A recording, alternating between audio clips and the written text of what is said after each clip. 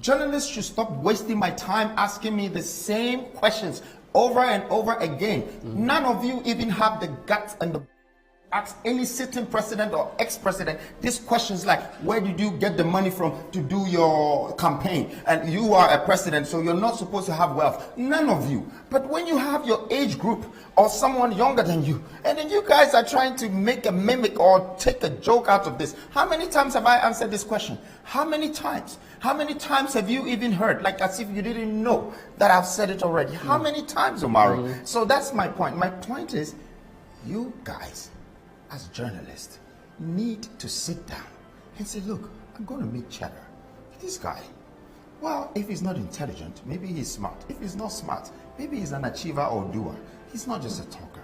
Let me get some good questions so I can ask this man, then we can find out more about him. But you're asking me questions that almost 100 journalists have asked me. So I asked myself. The reason is that you haven't answered. Because I have. Convincingly. Well, I have. I don't know. And so what it is important that we ask you until we get the answer. And we're asking you on behalf of the people you want to vote for you. I don't know how again you guys want me to show you how exactly money is made. That is the laziness of some of the people in this country. They're asking me for a template. That how exactly. You know, how do you think I build a building? How do you think? Wait, how do you think? That is investment and development. But you're still asking me source of funds. How would I use 4 years to do a development? Bring architects, engineers, pay them systematically, monthly, yearly, see everything coming up in steps. When I finish, you still ask me, how did you make your money? No. How are you making money out of this? No, we're not asking you. What is the sense in this? We're not asking you about how you put up a building, which goes. We know the systems to put up a building. But when we ask you at age 19 as a university dropout how you made £1 million, that is a question that we should ask you, and that's a question you should answer, because you are not the only 19-year-old in this country. So how come you're the only one? And that is why it's a story, and that's why we're asking you again. You are the only one who at age 19 got £1 million and wanted to be president. First of all, if you didn't want to be president, nobody would have voted you. First of all, get your facts right. It says that at the age of 21, not 19. Fine, 2 year difference. And wait, 2 years difference. It's not the 2 years difference. It's you as a journalist trying to be factful and you don't even have your facts. So I want you to move on to maybe some better question. Ghanaians can choose to say whatever they want to say. Let me ask you a better question. How much do you pay in taxes annually? Is that a better question? Well, you know what? If this meeting or this interview is about interrogation, about figures and all of that, please, then what is the point of you calling me? Because we definitely had a discussion. You asked me that what are the things that we need to talk about. I talked about my fund, Save Ghana Fund. I talked about the petition to the EC. The petition. All of these things. It's part of the.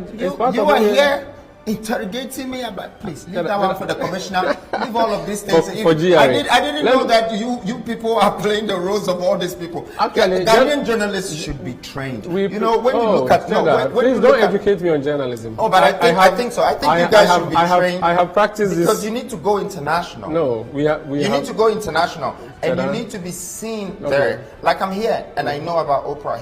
She's one of my favorite, presenters. No problem. And I think they ask random questions, normal questions. They don't interrogate people.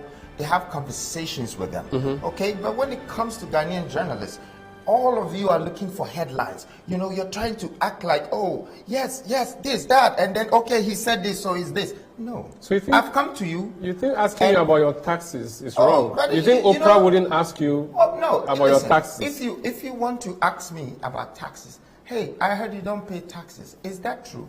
But you coming to ask me, how much do you pay a year for your taxes?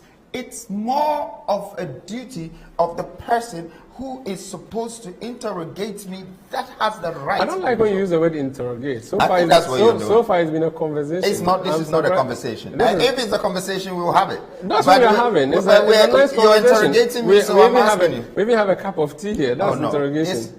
It's a cup of tea. Yes. And I am not going to be your cup of tea. So let's concentrate on a cup of tea and have a conversation. Let's go back to cheddar or cheddar, which is money. When you spoke to Bernard, my colleague, you spoke about making your first £1 million from scraps. That's something that people dragged you on social media for a long time. I mean, scrap, was it gold scraps? I wouldn't really want to answer these questions because you know what? I think all the people who are interviewing me are just going around the same thing. I want us to make more sense in our interview. When someone is standing for president, there is economy. There are things that we can talk about. Yeah, you spoke about economy with Bernard. I'm coming. Mm-hmm. Everybody seems to want to talk about my life and try to get a headline. Look, I think they've tried. A lot of people have tried to make their headlines, the media twisting and all of that. But one thing that Ghanaians and even the media platforms and young people who are sitting in front of me is that if we're talking about degrees here and it's about achievements and what people should do in life, I have acquired a lot of that. Great. And if we're talking about knowledge and wisdom, I am blessed with a lot of that and grace. So there's so many times like I can really put people where they deserve to be when they're trying to, go around and everything. Yes, I gave you a shot with Tiger, I gave you a shot this, that, but you're going back and forth. Let's go straight into the discussion. Okay. I am here to have an interview with you. Yeah. My interview with you is for us to talk about the future of this country, not the past of Nana Kwame Bediako. It does not educate people who are listening to us. And I think that, let me use this opportunity, Umaru, to tell you something. Maybe they can learn from this moment that you and I are together having this interview, that Ghanaians are not having positive interviews, that they can tap into like the best part of our people. When you meet people, let the people see what is in their head, what is in their body, what their soul is bringing and yielding out. And people could learn from that. The teasings, the jokes, the this, the that, the joker, this, that, see this and that, it's all irrelevant. Ghana is going through a lot at the moment. We have close to 80% jobless people. Yeah. Okay? 15% that are working are more or less slaves for multinational platforms. We need to build our own platforms, our own industrial platforms, create our own entrepreneurs. We're here sitting down, busy talking about politics when politicians themselves have become the private sector and then using the private sector people to become contractors, so they just give them contract. You ask me a question and name one person in Ghana that can become a multi-millionaire or a billionaire without the government. Okay, Nana, the reason that I have to ask you the question I ask you and why journalists ask you is that you can't build nothing, or you can't build something on nothing. We need to know what your foundation is, what your background is. It is there. Look, it is there, you landed. No, you landed. So can I also make my point? If we do not know what you are made of, there's no point voting for you. We need to know that this is your track record. This is what you have done. You have said A, B, C, D. We have to hold you to your words. If you said that you are dredging the sea and sending it to Kumasi, as a journalist, I'm duty bound to ask you, and I'm asking you on behalf of the people who you want to vote for you. If you said to me that you made £1 million out of scraps in the United Kingdom at age 19, that will raise eyebrows, and I ought to ask you how you made it. It doesn't raise eyebrows. No, the reason I'll ask you... It doesn't raise eyebrows when a musician makes $2 million. Let me land with... The musician goes on stage and sings, and we see what he does. You were not a musician. You said you were doing scraps. It's two. We want to know so that someone who wants to learn from you would be inspired to know the path, show us the way. Second, we need to question your source of wealth. It's very important that we know that before you become our president, if you ever became our president. Well, let me just answer your question for you right now. Umaru, first of all, if anybody wants to find out how I acquired my wealth before even 21, it's on the internet. There's so much research they can do. That's the internet. You are here with me. Speak to me. Please. If somebody wants to find out my income today, it is all there. I have built hotels. I've done all of that. It's all there. It's bringing me income. It's yielding. I'm creating employment. But the thing that I'm saying is that, okay. let me go to another aspect. Let's talk about politics. The spokesperson you had was Belgian, and I saw you quoted somewhere saying that you didn't get any Ghanaians were afraid to be your spokesperson. That's why you had to choose a Belgian. She has since been deported. Since then, have you got a new spokesperson? I don't really. I'm working on new spokespeople. Okay. But let me also use this moment to clarify that the New Force is a movement, and the New Force is not a political party. Therefore, we can choose white, black, blue, whatever. They don't Yeah, have the so- party structures like we know No, them. I'm coming. It's just that it's bad for Ghanaians to realize, oh no, we made a mistake. We should have looked into it first before we accused him. If I had a political party and I had a foreigner as a spokesperson, then maybe it looks bad, even though it's not 100% illegal. But then it looks bad. But it was just a movement. So, and I personally think that, you know, that was human rights right there. You know, for a country, we should protect our reputation for humanity. And once we break the rules of, or there is human rights violation, it doesn't just hit the government, it hits the nation. Then we start to look like Ghanaians are either racist or we're this or that. For me, I think that she was just doing the job that she volunteered for. And I think she was very skillful for what she did. You know, as for how she was treated by the government and Ghanaians, I'll leave that. Okay. Let's talk about campaign financing. There are so many of your billboards in town. In fact, wherever you go to in this country, and not wherever, but I mean that in a general sense of it, there are billboards of Cheddar wanting to be president. That's a lot of promotion. Campaign financing, how much are those billboards costing you? Again, you are into figures, asking me how much this, that. All of that, I don't need to sit here to tell you how much I invested. No, you're in not telling me, you're telling Ghanaians. Oh, fine, I don't need to tell Ghanaians that this is how much I have invested in my campaign. Okay. But I also don't need to respond to you how much I have invested in my campaign when you have the chance to ask some of the presidents or ex-presidents. You could not ask this question, that where did you get the money to do your campaign? Or you asking me, the businessman who have decided to go into leadership, you're asking me to tell you exactly how much my billboard cost me. I think, again, and it's not like I'm not liking your questions, I just feel like it's not for this interview, because if you ask anybody, it's more of interrogation. Or if after this interview, if you sit down and watch, you are gonna see that yes, you were interrogating me. I'm not the type to be interrogated. I like to see the young people of today that they should grab that, you know, courage that I have to be able to stick my neck out and say, I'm going to stand for this. Yes, of course, I know I will be attacked, I will be sabotaged, a lot of whatever, but I'm still going ahead because I stand for the youth and I believe that I have something that will make this country a better country and develop people in a better way. But to end what I'm saying, I think that I would be so proud to see you one day ask either the president, the sitting, or the ex-president the kind of questions you're asking. Don't worry. Yeah, this is Omar Sanda you're speaking with. If any of them sat in front of me, this is the same way I ask my question. So you're not going to tell us how much it's costing you to be president. You don't want us to know.